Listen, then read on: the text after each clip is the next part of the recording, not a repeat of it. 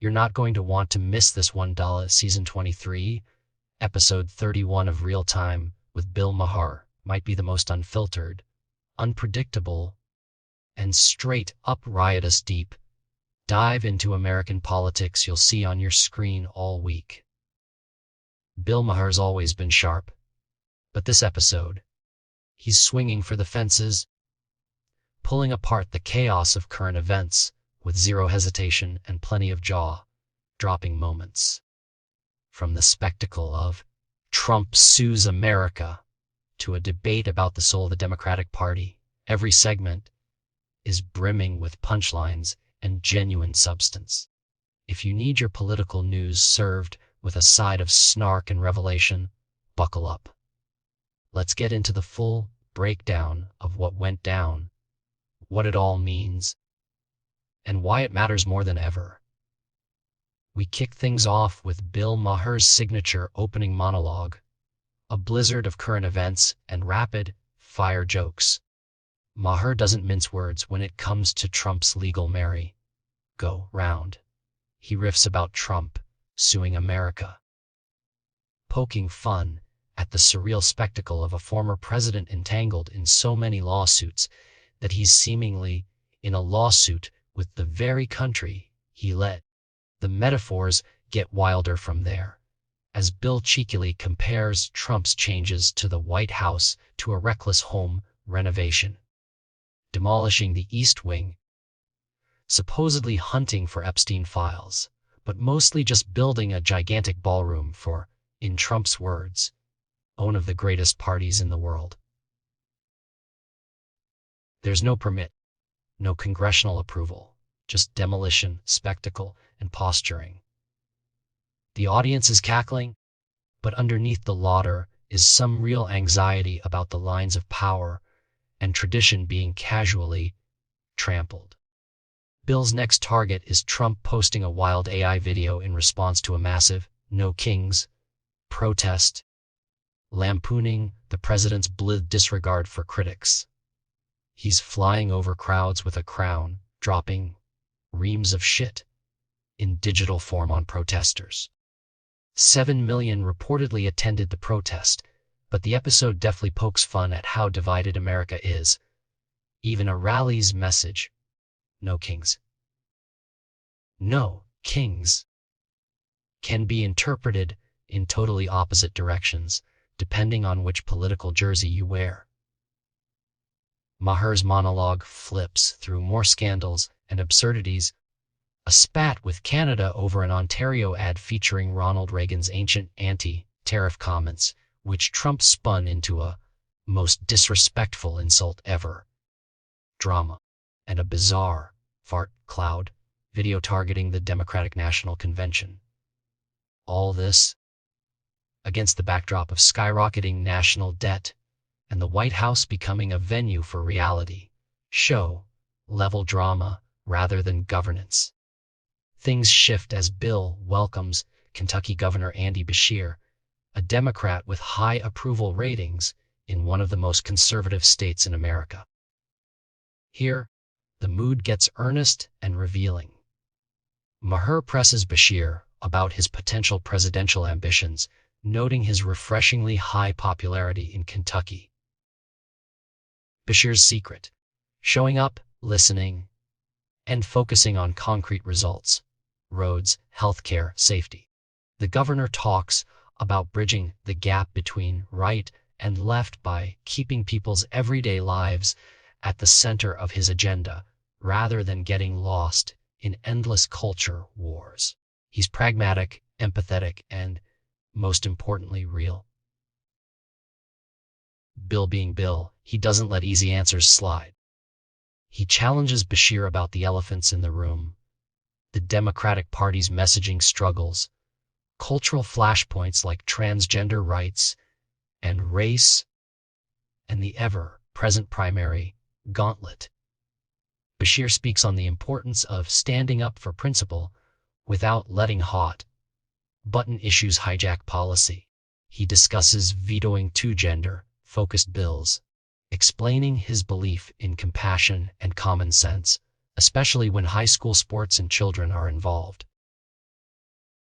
Importantly, he argues that Democratic candidates need to spend the bulk of their energy on issues that impact 100% of people: jobs, health care, and basic livelihood, without abandoning their core convictions.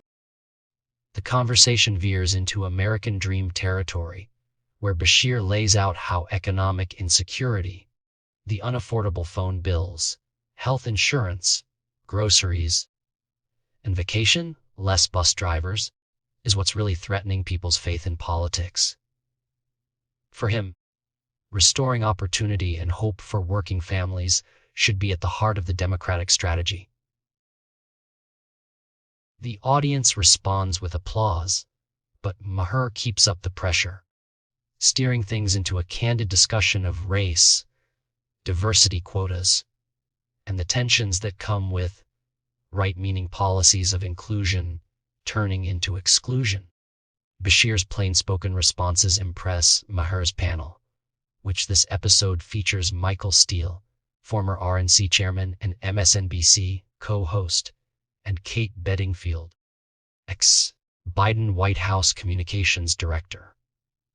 They break down Bashir's strengths and the way Democrats can reconnect with voters in swing states and purple districts. Bedingfield highlights Bashir's sensible approach to gender issues and how Democrats need to stand on principle while keeping their priorities aligned with everyday concerns. Steele and Bedingfield both stress the importance of talking to the other side, refusing the temptation of just owning the opposition and instead engaging for real bipartisan progress. A major threat of the panel is America's increasing polarization, not just between Democrats and Republicans, but MAGA versus everyone else. There's sobering talk about how institutional norms like White House decorum, the symbolism of the East Wing, and what it means to government and childhood memories are being blurred by Trump's self-serving chaos. The commentators get personal here, reflecting on what these symbols meant growing up and why it hurts to see them disregarded. But Maher keeps pulling things back. Civic participation. He's not sentimental about the building itself, but about what ignoring bureaucratic process says about governance. The episode's middle act swings back into election talk, with Maher and guests predicting a Democratic resurgence in the upcoming midterms, thanks to widespread unease about Trump's drunk with power approach. The panel notes how fatigue over extremism, whether from the far right or far left, could push voters toward more centered, practical candidates. Steele brings up the importance of letting local communities choose their own leaders, cautioning against treating every New York mayoral race as a national bellwether, though Maher insists these local contests send big signals about where parties are heading. The episode's comedy comes roaring back with Bill's campaign to get young liberals fucking again. Hilarious poster gags lampoon the drop in sexual activity among young Democrats, contrasted with the right's push for more Trump babies. It's a satirical riff on demographic anxieties and a perfect example of Maher's ability to blend heavy issues with off-the-wall humor. But beneath the loss, he raises pointed questions about energy and passion on both sides of the political aisle. As the panel continues, they dig deep into the fallout from the No Kings rally and its implications for coalition building among Democrats. Steele reflects on the lost connection between Democrats and Black women, stressing the need for renewed economic messaging to win back key constituencies. The guests debate whether local leaders like New York's mayor really matter on the national stage or just in their own cities, finally agreeing that the people get the last word. Finally, Maher whips out his famous new rules segment, snarking about AI relationships, historical thefts, Lionel Richie's lost faith in love, and, in a knockout punch, the Energizer Bunny's less than subtle origins. These riffs are more than jokes. They're smart observations about American consumer culture, attitudes toward technology, and the eternal search for meaning and affection. Anything he touches, Maher spins into a revelation or a roast. The show closes with Bill's hardest hitting monologue yet, a direct attack on the idea that Democrats are deranged or secretly allied with terrorists, criminals, or illegal immigrants, as pushed by some MAGA figures. He points out the irony of Republicans demonizing the left while coddling their own extremists, calling out elected officials for spreading paranoia and feverish conspiracy theories. Maher issues an urgent plea to America: stop buying into cartoonish stereotypes of political opponents. Most Democrats, he says, are just regular people, suburban moms, gay uncles, church-going women, not left-wing villains. He closes with a sardonic jab about the fabled influence of George Soros and Tren de Aragua, reminding viewers that political fear-mongering doesn't match the reality on the ground in America.